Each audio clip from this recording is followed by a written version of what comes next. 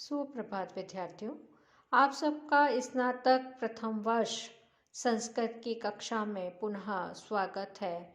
हम लघु सिद्धांत कौमुदी का अध्ययन कर रहे हैं और उसमें संज्ञा प्रकरण में हमने माहेश्वर सूत्र और आदर्शनम लोपः तस्य लोपः प्रत्याहार विधायक सूत्र और स्वरों का जो भेद है वह बतलाने वाले सूत्र ओ कालो अज्रस्व दीर्घ प्लुतः उच्चैरुदातः निच्चैरनुदातः समाहारः स्वरितः मुख नासिका वचनो अनुनासिकः, इन सब सूत्रों का अध्ययन कर लिया है और हमने ये स्वरों के भेद करते समय बताया कि आ ई उ री, ये संस्कृत में आ ई उ और री ये 18 प्रकार के हैं और ए ओ आई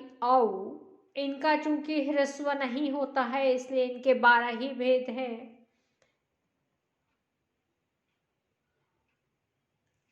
री और री की परस्पर सवर्ण संख्या हो जाती है और ये 30 भेद वाला हो जाता है, पर यह सवर्ण संख्या का सूत्र आज हम पढ़ने जा रहे हैं। वह सूत्र है तुल्यास्य प्रयत्नम सवर्णम। सूत्र को हम अगर अलग करते हैं तो शब्द है तुल्य, फिर है धन आस्य प्रयत्नम सवर्णम। इसकी वृत्ति को पढ़िए। तालवादी स्थानम आभ्यंतर प्रयत्नश्चे चेत्येतद् द्वयं यस्य येन तुल्यम तन्मितः सवर्ण संज्ञम स्यात्। अर्थात तालु आदि स्थान उच्चारण स्थान, तालु आदि उच्चारण स्थान तथा आभ्यंतर प्रयत्न, ये दोनों जिस वर्ण के साथ तुल्य हो, समान हो, वह वर्ण समुदाय अक्षर समुदाय परस्पर सवर्ण संज्ञक होता है। यहाँ पे आस्य शब्द का प्रयोग हुआ है। आस्य कहते हैं मुख, और मुख के अंदर क्या है? उच्चारण स्थान है। तो जिसके तुल्य है आस्य उच्चारण स्थान और प्रयत्न, ऐसे वर्ण समुदाय की परस्पर सवर्ण संज्ञा होती है। लोक में आभ्यंतर तथा बाह्य, यह 2 प्रयत्न बतलाए गए हैं।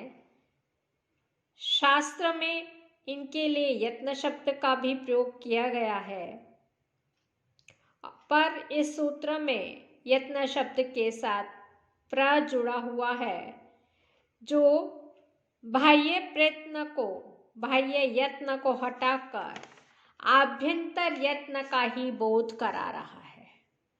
यानी हमारा उच्चारण स्थान और आभ्यंतर प्रयत्न जिन जिन वर्णों का परस्पर समान है, उनकी परस्पर सवर्ण संज्ञा होती है। यहाँ पे यह ध्यान रखना चाहिए कि जब तक संपूर्ण स्थान और संपूर्ण प्रयत्न अगर समान नहीं है, तुल्य न हो, तो तब तक सवर्ण संज्ञा नहीं होती। जैसे कि ई और ए वर्ण, इन वर्णों का प्रयत्न तुल्य है और तालु स्थान भी समान ही है, परंतु ए का ई से कंठ स्थान अधिक है, अतः इनकी सवर्ण संज्ञा नहीं होती। ए का उच्चारण स्थान कंठ और तालु है और ई का उच्चारण स्थान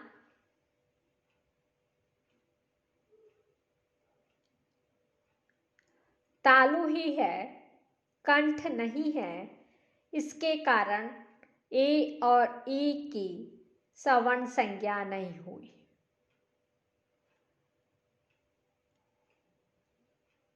यहां पर एक प्रश्न यह भी उठता है कि यदि संपूर्ण उच्चारण स्थान और प्रयत्न में साम्य होने पर ही सवर्ण माना जाएगा, सावण्य माना जाएगा, तो क और ग की सवर्ण संज्ञा नहीं हो सकेगी,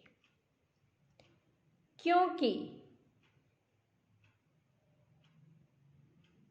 क का उच्चारण स्थान कंठ है, ग का भी कंठ है और स्पृष्ट प्रयत्न, ये दोनों तुल्य तो हैं, किंतु गकार का नासिका स्थान अधिक है।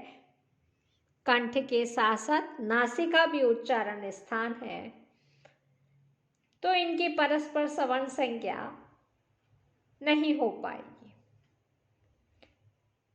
इसका समाधान यह है कि सूत्र में आस्य और प्रयत्न के तुल्य होने का उल्लेख है। आस्य का अर्थ है मुख में होने वाला स्थान, ककार और गकार का मुख में होने वाला स्थान कंठ तुल्य ही है। नासिका तो मुख से बाहर का स्थान है, फिर चाहे वह तुल्य हो या न हो, इसकी कोई चिंता नहीं, सवर्ण संज्ञा हो जाती है। तो निष्कर्ष यह निकला, यदि किसी वर्ण के मुखगत कंठादि उच्चारण स्थान तथा आभ्यंतर प्रयत्न अन्य वर्ण से पूरी तरह से तुल्य हो, तो वे परस्पर सवर्ण संज्ञक होते हैं। यहाँ पे यह बात भी ध्यातव्य है कि ए और ऐ की तथा ओ और औ की संपूर्ण स्थान तथा प्रयत्न के साम्य होने पर भी सवर्ण संज्ञा नहीं होती। इसका कारण यह है कि मुनिवर पाणिनि ने ए ओंगा ऐ औच ऐसा माहेश्वर सूत्रों में दोनों का पृथक पृथक निर्देश किया है। आपको सवर्ण संज्ञा का यह सूत्र समझ में आ गया होगा, जिसमें बताया गया है जिसका उच्चारण स्थान और आभ्यंतर प्रयत्न समान होता है, उन वर्णों की परस्पर सवर्ण संज्ञा होती है। एक प्रश्न ये आता है कि ई और ए दोनों का उच्चारण स्थान और आभ्यंतर प्रयत्न समान है, फिर भी उनकी परस्पर सवर्ण संज्ञा नहीं होती। इसका कारण यह है कि ए का जो उच्चारण स्थान है वह तालु के साथ साथ कंठ भी है, जबकि ई का उच्चारण स्थान मात्र तालु ही है। कंठ स्थान अधिक उच्चारण स्थान होने के कारण ए की ई के साथ सवर्ण संज्ञा नहीं होती। दूसरा बिंदु यह था कि यदि स्थान प्रयत्न का ही साम्य हो और उसकी सवर्ण संज्ञा मानी जाए, तो क और ग, जो कि क वर्ग का 5वां अक्षर है, की सवर्ण संज्ञा नहीं हो सकेगी, क्योंकि क का उच्चारण स्थान कंठ है और ग का उच्चारण स्थान कंठ के साथ साथ नासिका भी है। इसके लिए यह समाधान बताया जाता है कि सूत्र में आस्य शब्द का प्रयोग हुआ है। आस्य से तात्पर्य है मुख में होने वाला स्थान। आस्य किसे कहेंगे? मुख के अंदर जो जो उच्चारण स्थान है वो आस्य के अंतर्गत आएंगे। ककार और गकार का मुख में होने वाला उच्चारण स्थान कंठ। कंठ तो समान ही है। नासिका तो मुख से बाहर है, इसलिए चाहे वह तुल्य हो या न हो, उससे सवर्ण संज्ञा करने में कोई अंतर नहीं आएगा, सवर्ण संज्ञा हो जाती है।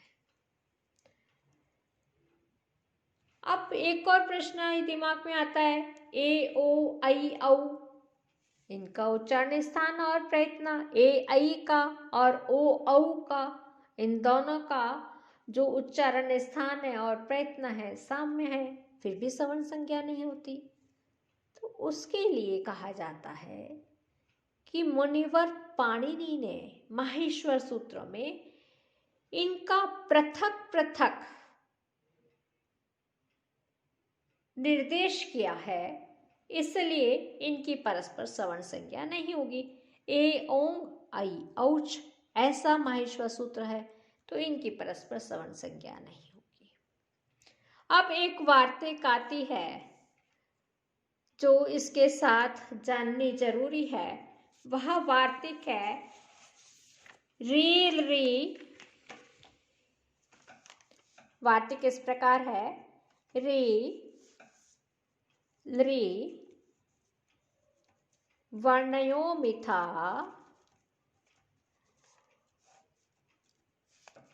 सावर्ण्यम वाच्यम।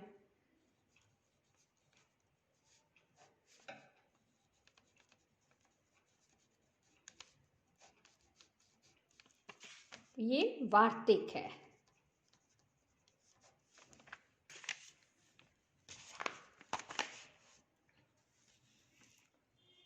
वार्तिक है री लृ वर्णयो मिथः सावर्ण्यम वाच्यम, जिसका तात्पर्य है ऋकार और लृकार वर्णों की परस्पर सवर्ण संज्ञा कहनी चाहिए।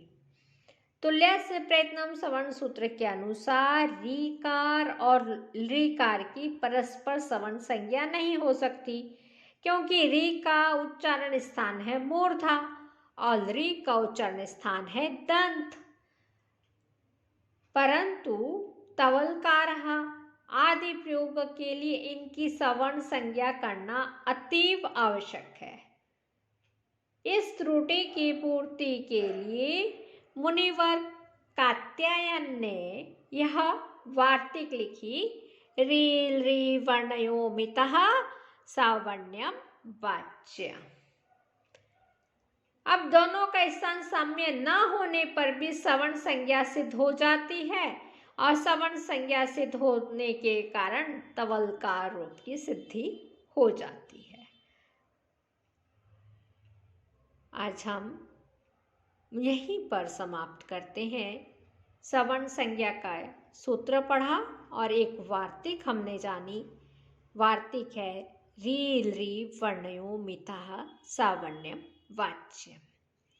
कल हम उच्चारण स्थान, क्योंकि सवर्ण संज्ञा के सूत्र में उच्चारण स्थान की बात की गई है और प्रयत्न की बात की गई है, तो हम कल जो पढ़ेंगे वह केवल उच्चारण स्थानों के बारे में बात करेंगे और उसके आगे के व्याख्यान में हम प्रयत्न के बारे में चर्चा करेंगे। आज यहीं पे हम समाप्त करते हैं। सर्वे भवन्तु सुखिनः, सर्वे सन्तु निरामया, सर्वे भद्राणि पश्यन्तु, मा कश्चित् दुःखभाग् भवेत्। ओम शांति शांति शांति। धन्यवाद।